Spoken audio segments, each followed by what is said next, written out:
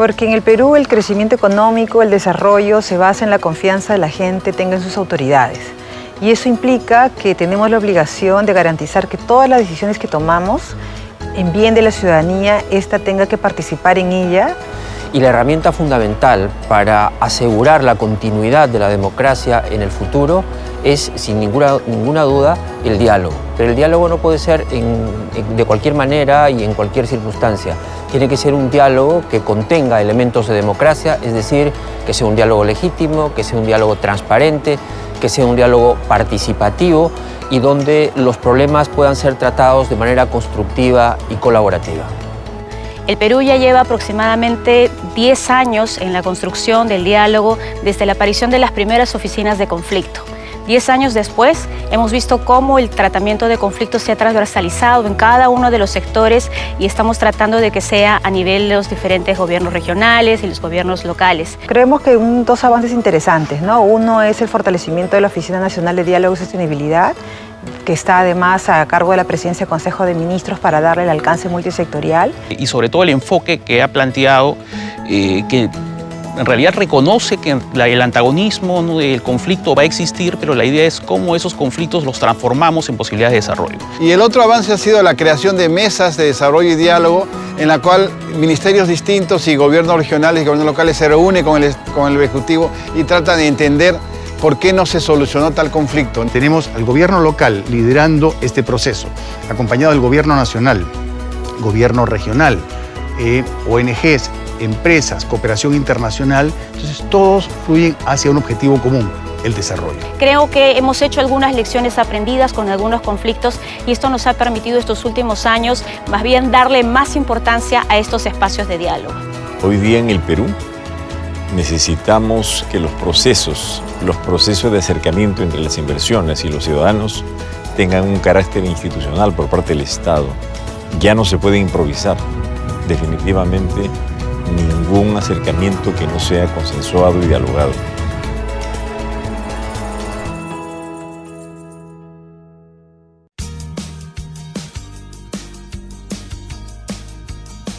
El trabajo principal de la Oficina Nacional de Diálogo es buscar la articulación de los sectores para intervenir en los territorios y resolver los conflictos. Hemos establecido, por ejemplo, un espacio quincenal de reuniones con todos los sectores donde compartimos una información nacional sobre los principales componentes y los conflictos principales para que los sectores tengan todos la misma información. En algunos casos se han resuelto problemas complejos acumulados de tiempo atrás, en otros está en tratamiento y en algunos casos se ha podido hacer prevención, evitar que se desencadenen conflictos. Tenemos en este momento 6 oficinas desconcentradas. Queremos ampliar esa intervención a nivel nacional.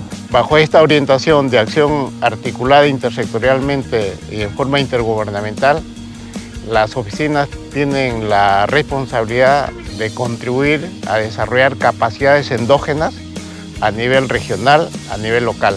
El objetivo central es intentar, digamos, que existan las capacidades para que el diálogo no haya asimetrías en la intervención y en la negociación. Creo que lo más importante ha sido justamente apostar a la forma como institucionalizamos la política de prevención. Y ese creo que es uno de los aportes que aún está pendiente en carpeta para que el Ejecutivo lleve adelante la implementación de una ley de prevención a través de un sistema nacional.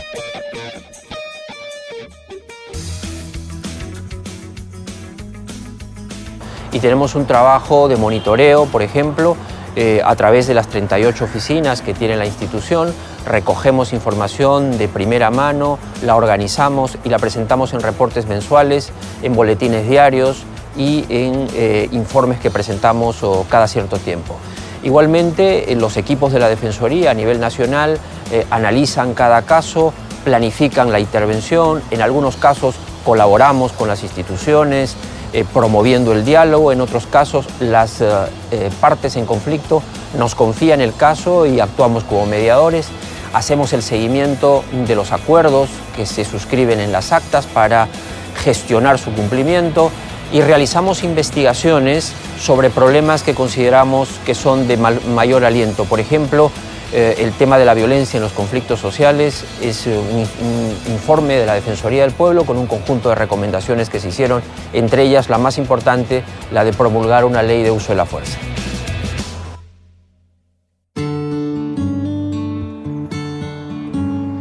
A partir del año 2013 empezó a constituirse una plataforma que buscaba articular los esfuerzos de distintos sectores del Gobierno Nacional y la Asamblea Nacional de Gobiernos Regionales para poder marchar en una dirección que coordine y articule esfuerzos importantes pero desarticulados y muchas veces superpuestos. La plataforma en la práctica ha coordinado las actividades realizadas por las distintas instituciones y más específicamente desde la lógica de las regiones ha buscado la formulación y el apoyo a los planes de trabajo para la constitución de unidades especializadas, de oficinas especializadas en este nivel de gobierno.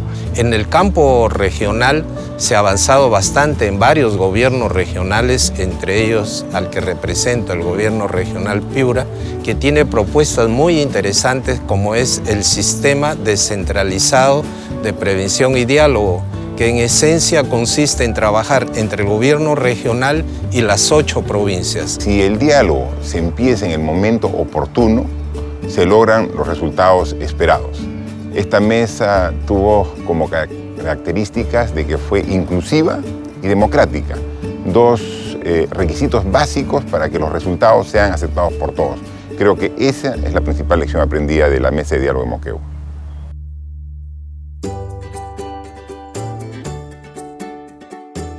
Sí, el Grupo de Trabajo Permanente con Pueblos Indígenas es un espacio que se generó a propósito de los diálogos y encuentros con las organizaciones indígenas en diferentes regiones y que nos ha permitido tener una agenda de debate, convocar a diferentes instituciones del Estado para debatir y escuchar las preocupaciones de las organizaciones, pero también para escuchar sus propuestas en relación a la acción de los diferentes programas, proyectos que tiene el Estado en beneficio de los pueblos indígenas.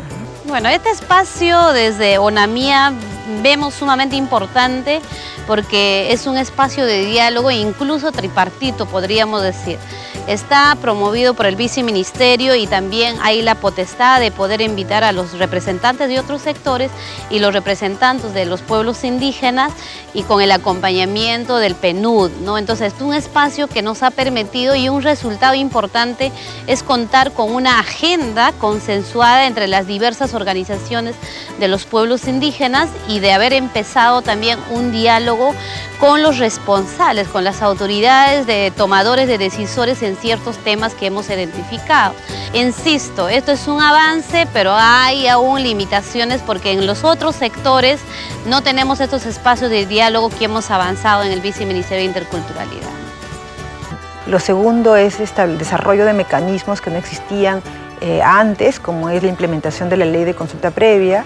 La principal herramienta es que las organizaciones tengan la información adecuada para poder participar en los procesos y para eso el Ministerio de Cultura ha desarrollado el tema de la asistencia técnica, ¿no? Para que esos tengan toda la información debida y ha generado una serie de instrumentos, ¿no? Directivas, guías, materiales de capacitación, etcétera, que nos ha permitido capacitar a cerca de 2.500 líderes y lideradas indígenas y a cerca de 700 funcionarios públicos.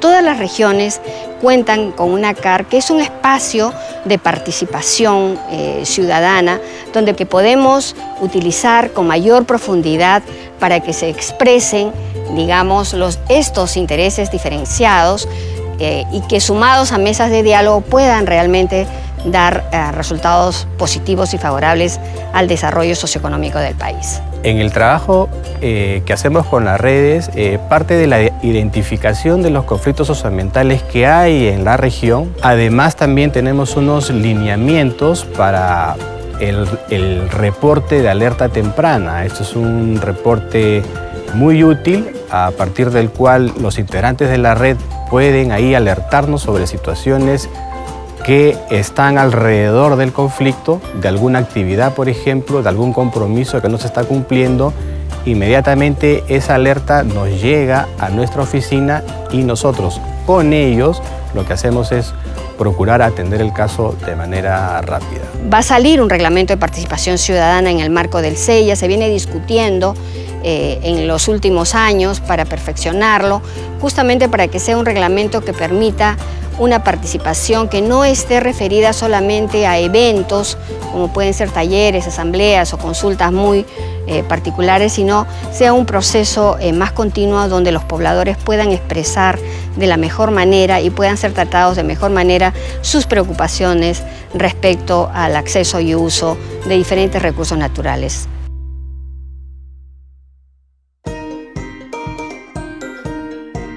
Hemos publicado una directiva que promueve mayor transparencia y que permite la divulgación de resúmenes públicos de los procedimientos sancionadores y reportes públicos de los informes de supervisión.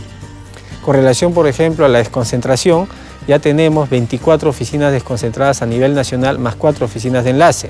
Con relativo al nuevo enfoque de la fiscalización ambiental, hemos elaborado un nuevo reglamento de supervisión directa y hemos modificado el procedimiento sancionador con el fin de promover una mayor remediación ambiental. Con relación a la especialización en la gestión de los conflictos, hemos buscado separar áreas, una dedicada a la gestión del conflicto y otra a la investigación, al conocimiento. Tenemos el reglamento del monitoreo ambiental participativo. Tenemos las reglas para que las personas puedan involucrarse en los procedimientos sancionadores. Tenemos directivas referidas a las denuncias ambientales y tienen por objeto brindar todas las garantías para que puedan presentar sus denuncias con total seguridad y además hacerle seguimiento a las mismas.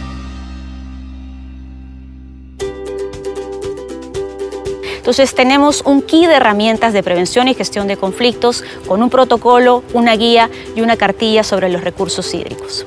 Con este kit lo que estamos haciendo es todo un proceso de capacitación y lo que estos profesionales, al margen de que sean ingenieros o técnicos o desde la persona que puede atender la oficina en las autoridades locales de agua, están al día de ahora en un proceso de aprendizaje de cómo poder lidiar, prevenir y manejar conflictos. Y a tomar en cuenta qué cosa es realmente un diálogo de no solamente asistir y decir mi posición, mi opinión o lo que me toca como Estado, sino la capacidad de escuchar. ANA tiene 72 autoridades locales de agua, 14 autoridades administrativas de agua, y entonces ese impacto ha sido a un nivel nacional y es la primera vez que hemos tenido una herramienta de esa envergadura.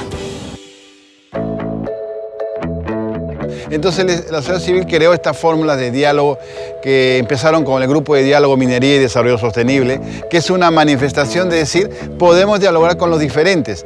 El hecho que yo dialogue con, si soy comunidad, con un empresario, un Estado, no me hace menos, sino me hace más. Y entonces ese es el gran paso que se ha hecho hace mucho antes y que creo que ha inspirado a que hoy día el gobierno nacional y con ejemplos a nivel latinoamericano pueda producir el diálogo institucional que hoy se necesita. Las empresas lo que deben hacer dentro de su responsabilidad social es atraer al Estado a que cumpla su rol, no reemplazar al Estado, que es lo que hemos venido haciendo en el pasado. Entonces, es un tema fundamental que las empresas entendamos que nuestro rol no es el de reemplazar al Estado. Nuestro rol es el de articular para que el Estado tenga presencia. Desde ese punto de vista, creo que la gran contribución de algunas empresas ha sido esa, atraer a estas partes del Estado para que cumplan su rol dentro de estos espacios de desarrollo o de diálogo para el desarrollo. Bueno, yo creo que las universidades se vienen comprometiendo progresivamente en el tema, ¿no? Por ejemplo, hay iniciativas interesantes. La Universidad del Pacífico tiene un centro de estudios en minoría y sostenibilidad, tanto como el de la Universidad Católica, con su centro de resolución de conflictos, ¿no? Otras universidades también tienen algunas experiencias interesantes, ¿no? La Universidad Antonio Ruiz de Montoya, el Instituto de Ética y Desarrollo. El PNUD ha creado una red de universidades, ¿no es cierto?, relacionadas precisamente con la investigación en el tema de conflictos.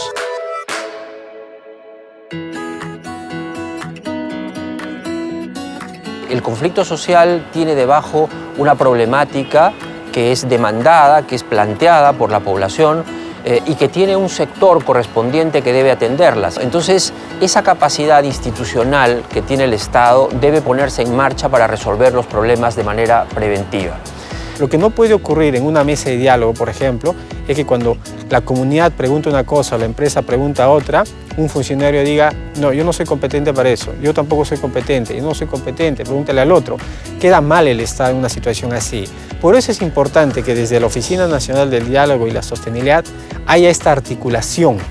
¿Para qué? Para que previamente abordar un tema de estos, sepan cada ente del Estado qué tiene que hacer, qué puede hacer, coordinar. Entonces así el mensaje del Estado es sólido, es unitario, es claro. El desafío mayor es garantizar que los acuerdos a los que hemos arribado producto de estos espacios de diálogo en las diferentes mesas de desarrollo, en los diferentes espacios que tenemos a nivel nacional, podamos garantizar que estos acuerdos se van a cumplir. Para eso sirven los diálogos. Los diálogos sirven para llegar a acuerdos y los acuerdos los tenemos que cumplir. El Estado tiene que aprender a la promoción de las inversiones, tiene que ir acompañado con el respeto de los derechos de sus ciudadanos. Por lo tanto, la institucionalización de un sistema público de prevención y gestión de conflictos es absolutamente indispensable. Pero tenemos que tener un voto de confianza entre nosotros y apuntar y no perder de vista que hay un objetivo más macro, ¿no? Como país que tenemos, más allá que como sector o nuestras funciones nos los digan, sino a dónde estamos sumando. Todos como Estado deberíamos de tener un mismo objetivo cada vez que participamos dentro de un espacio de diálogo y la existencia de un sistema nos puede brindar mayores luces para ello. Yo creo que es supremamente importante entender que el diálogo es un proceso de largo aliento. El diálogo no es solamente sentarse en una mesa y poder conversar y poder discutir, no es un proceso de negociación. El diálogo es un proceso de aprendizaje mutuo, es un proceso de aprendizaje social. Y estamos teniendo resultados y no debemos desesperar. Tenemos mucho camino por recorrer, pero ya hemos recorrido un gran trecho. Todos sabemos que en los próximos meses van a iniciar el proceso de elecciones presidenciales y algo que va a ser muy importante y que creo que la sociedad civil también tiene un rol muy importante en cumplir es de que esta política de diálogo no se pierda ni se diluya. Por el contrario, yo creo que hay que fortalecerla.